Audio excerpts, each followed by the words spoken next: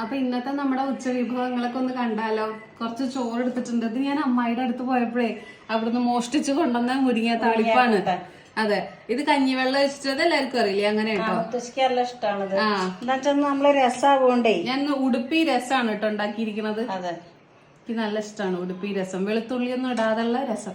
പിന്നെ മുത്തശ്ശിയുടെ പുളിയിഞ്ചി ലാസ്റ്റ് കഴിക്കാനുള്ളതാണ് കേട്ടോ.